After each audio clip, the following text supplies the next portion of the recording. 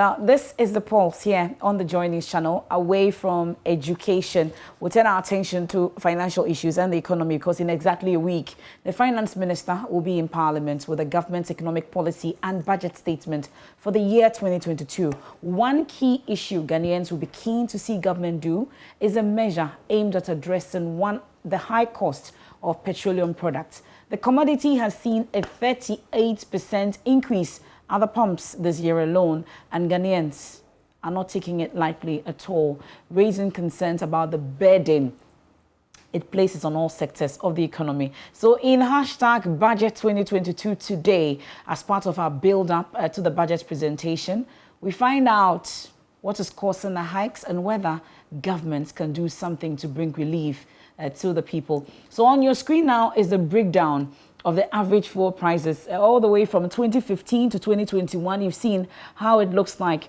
So from 2015, we've had 2.37 and then 2.64. And then all the way to 2020, we had 4.74. That's how it looks like over the period. Increases, comes down, but steady increase over the period. 2022, it came down a bit from 2019, where it was 4.35. But in 2021, we've seen that it is what 6.72. That's as at November. In some cases, even 6.9. It's not just 6.72. In some cases, as of November, at some pumps, you see it at 6.9. So that's the trend on the average fuel and diesel and petrol prices. So that's what it looks like. Now, we focus on 2021 alone. I've given you from 2015 to 2021. Now, let's focus on 2021. From the 1st to the 15th of January for diesel and petrol. So diesel in the light green and petrol in the deep blue. So petrol was 4.86 and diesel also 4.86. Growing up, it's always been a disparity. There's also always a difference. But now it looks like they're all on neck and neck. And then February, we had 4.95 for both diesel and petrol. Then on the 16th to the 28th of February, we've had 5.08 and then 5.1 for diesel and petrol.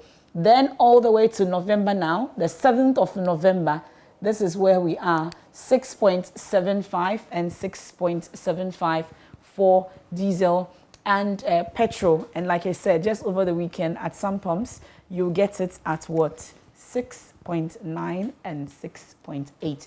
Let me bring in a policy analyst, Mr. Peter Tekpe, as we build up to the 2022 finance and financial statement presented by the Finance Minister, Ken Ofori-Atta. We've been interacting with some drivers also and road users. Their concerns are that it doesn't look like they are able to keep up anymore.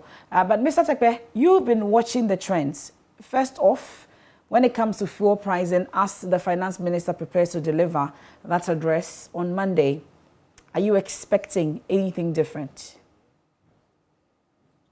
Thank you very much. Well, I am not expecting anything much to change. However, I am hoping that looking at the current circumstance, government will be able to, do something to alleviate the hardship that the pricing has brought, especially because of the impact of petroleum increases on the economy as a whole. It is one thing that when it happens, it affects all aspects of the economy. Everybody is affected, everybody is impacted. And so it is hoped that government will come out with a policy that will help to alleviate the hardship in the medium term or in the short term. Well, but we've heard the complaints from persons, because I've been looking at the trend from January all the way till now. It appears that by the close of the year, we may hit seven cities. But government has said that they've removed the stabilization fund, for instance. Parliament is yet to approve that also. But do you really think that there's anything really that government can do? Because it's in the hands of these OMCs, isn't it? Of course, in a regime of deregulation, it's in the hands of the OMCs. However, if you look at the price build-up, government taxes alone contribute to about almost 40% of the total price at the pumps. which means that government has the option to decide on determining the prices at the pumps in one way or the other. Don't forget that when the regulation regime was in place, government was subsidizing, which means government can do something. And that is the reason why I think that in the coming budget, it is hoped that government will look at the current circumstances in which we find ourselves, because government is exporting fuel as well. And if you look at the 2021 budget, where the price was pegged at around $54, $54.75, today is above 80. Government is going to rake in about additional $500 million.